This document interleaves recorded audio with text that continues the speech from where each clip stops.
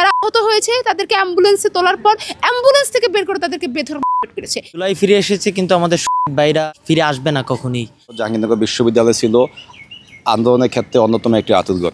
জুলাই গণঅভ্যুত্থানে আমাদের যে সকল ভাইরা শহীদ হয়েছেন, আপুরা শহীদ হয়েছেন এবং আমাদের যে সকল অনেক বিভিন্ন পেশাজীবী মানুষ এখনও আহত হয়েছেন, পঙ্গুত্ব বরণ করছেন, বিকলাঙ্গ হয়েছেন, তারা কিন্তু দৃষ্টিশক্তি হারিয়েছেন, এমন অসংখ্য মানুষ কিন্তু এখন আমাদের চিকিৎসা সেবা থেকে বঞ্চিত হয়েছে। জুলাই স্মৃতি ফাউন্ডেশন নামে একটি প্রতিষ্ঠান দাঁড় করেছিলেন, সেখানে প্রায় 100 কোটি টাকা কিন্তু ডোনেট করা হয়েছিল। কিন্তু আমরা দেখেছি জুলাই স্মৃতি ফাউন্ডেশনে যারা দায়িত্বে ছিলেন তারা সেই আহত এবং নিহতদের পরিবারের জন্য যতটা আন্তরিকতার সাথে সেই দায়িত্বগুলো পালন করা দরকার ছিল, তারা কিন্তু সেই কাজটি করতে ব্যর্থ হয়েছেন।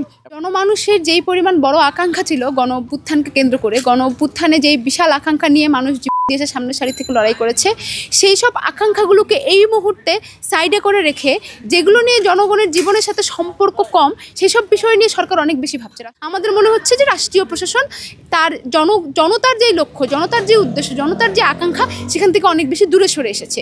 এই একই রকম চরিত্র কিন্তু আমরা বিগত সময়ের যে সরকার তাদের মধ্যেও দেখেছি। তারা জনগণের বেসিক যে প্রয়োজন, সেই প্রয়োজনকে বাদ দিয়ে সবসময় অপ্রয়োজনীয় বিষয় নিয়ে বেশি মাথা ঘামিয়েছে।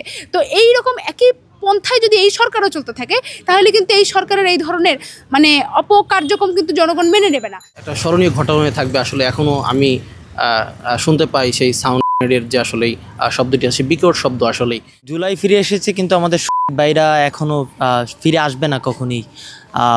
আমরা এই শহীদদের আত্মত্যাগের কথা বলবো না, যাদের এই আত্মত্যাগের বিনিময়ে আমরা একটি নতুন বাংলাদেশের স্বপ্ন দেখছি। আমাদের পরিবারের যে সদস্যরা তারাও সেই সম্মানটুকু পাচ্ছে না বা তারা তাদের অধিকার থেকে বঞ্চিত হচ্ছে।